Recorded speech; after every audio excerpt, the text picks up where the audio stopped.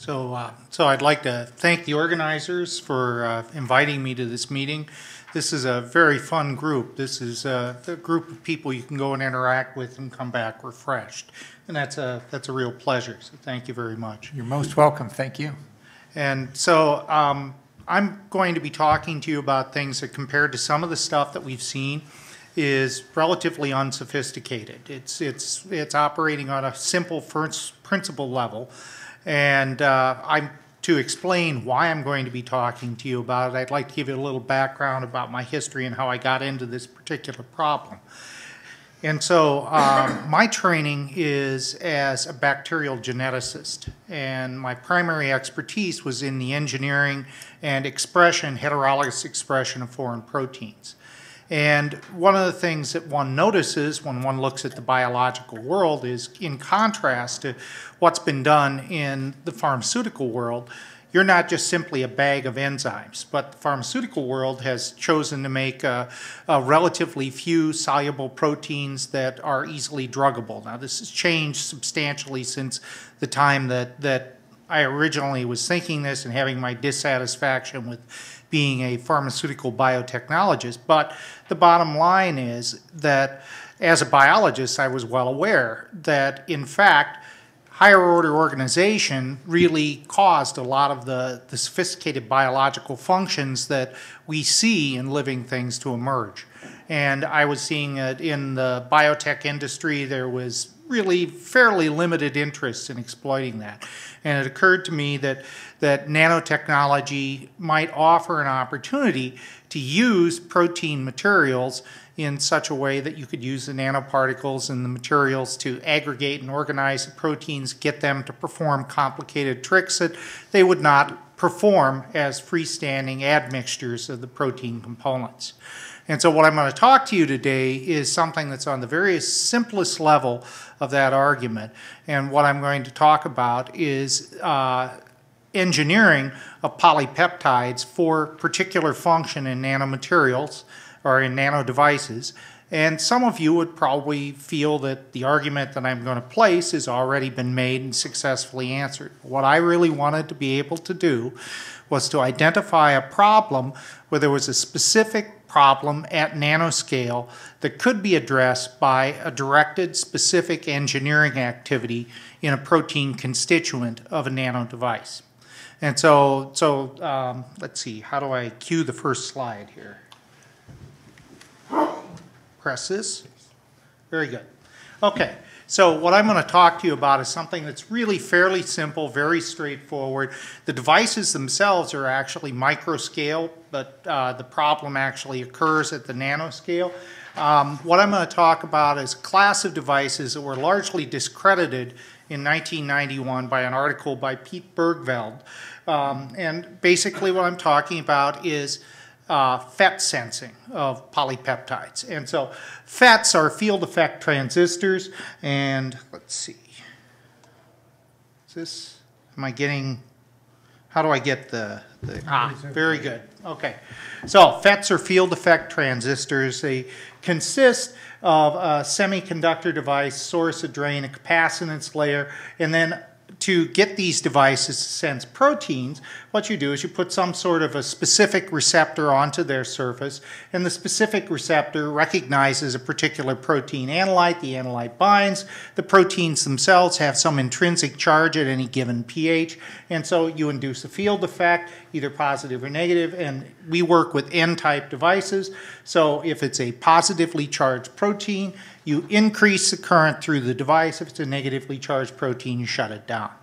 And this method of sensing was largely discredited for function in physiological salt conditions about 20 years back. And this is an erroneous model that was published supporting discrediting this model. And I won't go into the details of what's wrong with this, but suffice it to say it represents a misunderstanding of antibody and protein structure. And the argument was that basically antibodies and immunofets would bind to the surface of FETs and recess the analyte so far away from the surface that a shielding layer of ions would form at physiological salt concentration, and effectively you would be unable to see your, boy, I seem to be losing my pointer. You would be unable to sense the bound analyte. And as it turns out, that's not true. And so we published this a couple of years ago. We use HFETs. And so they're a heterojunction structure. We've heard a little bit earlier today about heterojunction structures in some of the motive nano devices, but basically the electrical conductivity of the HFET comes from a crystal lattice mismatch between the layers of the heterojunction device. And so what we did was that we took an HFET and we deployed a SAM onto the surface, put an affinity element onto the surface, and we could bind either a positively charged analyte, monokine induced by interferon gamma, or bind a negatively charged analyte, strepavidin, and we produce a predictably, a sensing result that is predictable in its direction and magnitude. And so to make a FET sensor that's useful for detection of MIG, which is a protein that is associated with high levels of inflammation, what we would have to do from that original device that we published a couple of years ago is to push down the sensitivity limit a couple hundredfold. Okay, and so what I'm going to talk about then are protein engineering approaches that allow you to do that. So in the case of the HFET, so as I mentioned, Bergveld discredited the idea of FET sensing at physiological salt concentration.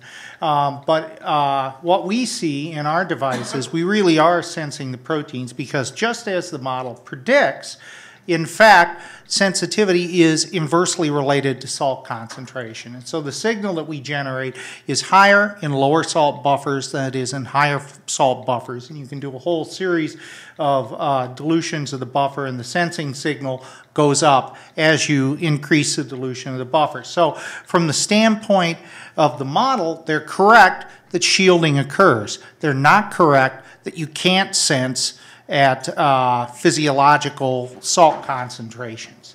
So let me show you. Basically what we're going to do is that we're going to take our FET sensing device, and here are some of the opportunities for optimization. And so what I'm going to talk to you mostly about are the things that are in red. Specifically, I'm going to talk to you about optimizing the receptor for the FET, in terms of its size, its topology, its epitope specificity. I'll talk to you a little bit about the particular characteristics of our analyte that make it highly amenable to FET sensing. And if we have time, I'll talk a bit about optimizing the polymer film that's used to link the specific affinity element to the FET sensing surface. Okay. So we're working, you've heard me mention the analyte, which is called MIG, monokine induced by interferon gamma. It is a protein that is evolved rapidly, very early on in inflammatory processes.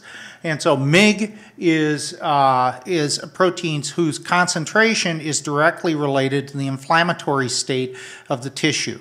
And so this sensor is initially intended to be used as a device that will allow you to monitor the inflammatory state of a transplant and be able to see incipient rejection events which are occurring. So that's the proximal reason for doing this. And so MIG has a concentration that varies between about 40 picomolar in a non-inflamed tissue up to about 34 nanomolar. It's very, very attractive for FET sensing approaches because it's highly charged. It has a net charge at pH 7.4 of about 20 positive charges per molecule. So binding MIG brings in a lot of charge. It's very suited to a FET sensing modality. So in the original model, the assumption was that you would use intact antibody fragments. And this is a diagram of an antibody, and there is no reason to do so. You can see the antibody itself consists of variable regions, shown here in red, and then constant regions, shown here in blue, which have effector functions. Only the variable regions are actually involved in contact with foreign epitopes and antigens.